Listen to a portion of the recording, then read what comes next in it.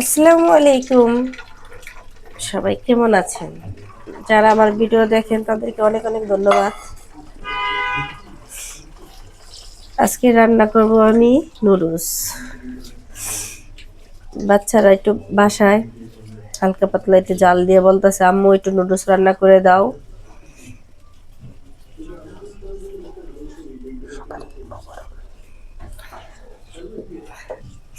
পারুল official 03-র পক্ষ থেকে সবাইকে ঈদ মোবারক। যে যেখান থেকে দেখতেছেন অনেক অনেক ধন্যবাদ।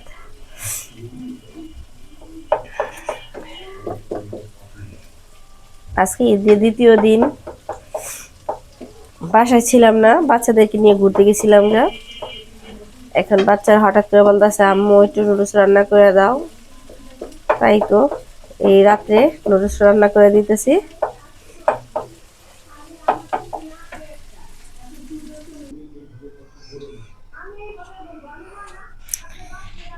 আমার ডিম ভাজাটা হয়ে গেছে, এখন আবার পরিমাণ মতো তেল দিয়ে দিব। নুডলসে যত কম তেল দিতে পারবেন তত স্বাস্থ্যের জন্য ভালো, কিন্তু অবশ্য আমি কম দিতে পারি না।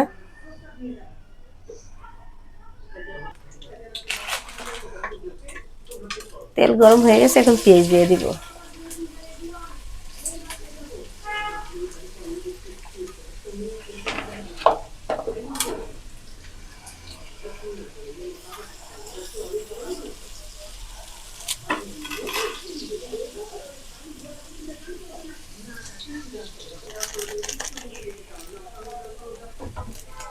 এই তো পেঁয়াজটা ভাজা ভাজা হয়ে গেছে। এখন এখানে আছে মটরশুঁটি, এই যে মটরশুঁটি, গাজর, আলু আর বটবড়ি। বাচ্চারা আবার সবজি খেতে চায় না, পরে আমি আবার চালাকি করে নুডলসে, পাস্তায় এসব সবজি দিয়ে দিই।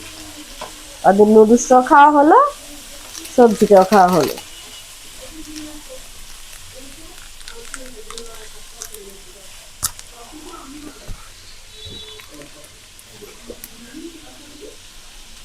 হালকা পরিমাণ মতো লবণ দিয়ে দিব।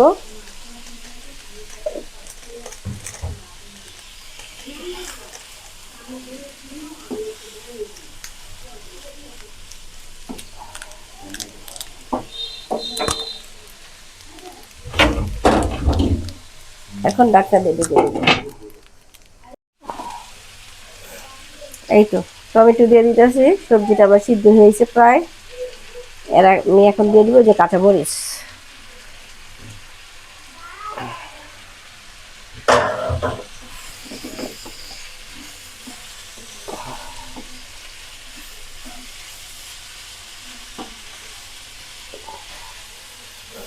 দিয়ে এখন আমি এই যে নুডলসের মশলাটা দিয়ে দিব।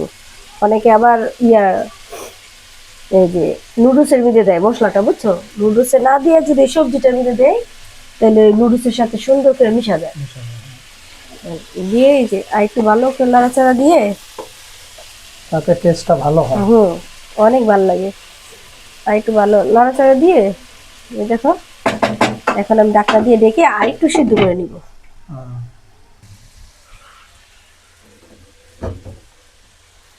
এখানে নুডলসটি দিয়ে দিব।